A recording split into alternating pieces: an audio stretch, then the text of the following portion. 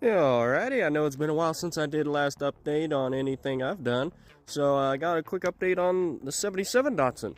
The 68 is sitting around the back of the shop right now because I got a 92 S10 in there right now that I'm fixing up for my dad. I've been going through replacing a bunch of stuff on the front of the motor, new alternator, new tensioner. I got rid of the AC compressor. Somebody had swapped in a full-size Chevy truck compressor in here, which cool enough, they actually make kits, but they never actually finished the install. They never hooked up any of the lines. They were missing the line, so I just went ahead and bought something that gets rid of it and replaces it with an idler.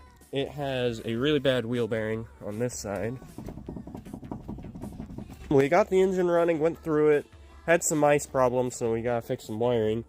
The interior on it is rough, to say the least. Everything, there's mold. We've been trying to dry it out with this dry packets, and it's working kinda, but he wants to redo the entire interior. He wants to do some lift and some other things, new rims and tires.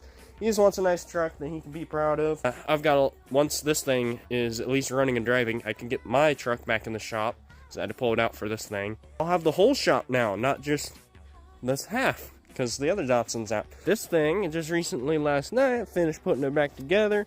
I threw Rochester 2-jet on there just for temporary running, so I can get a nice Weber. And she officially, I have to use this because the starter relay is bad.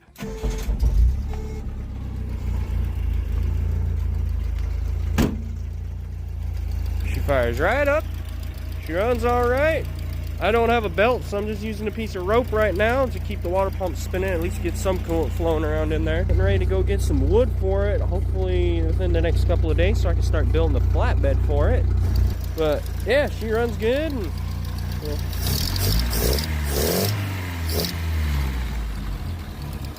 Let's have it running off a gas can right now because the fuel tank has a bunch of water in it, and I need to pop the drain on the bottom and drain it out before I use that. She does smoke just a little bit. So, I know it's rings because number one cylinder is a little low on compression. When you turn it over by hand, you can hear it blowing by.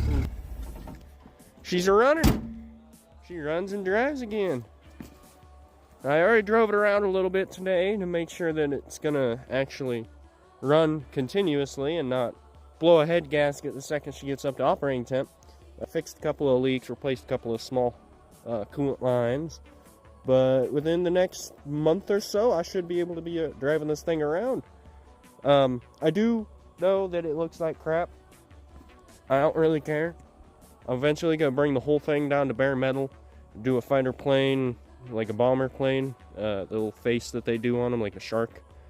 I'm gonna do that on the side, put a flatbed on it, and I'm just gonna beat it. It's got a welded diff. My cousin that I bought it from, he was using it to drift around, just use as a beater, so it's got a bunch of broken studs and broken shit here and there.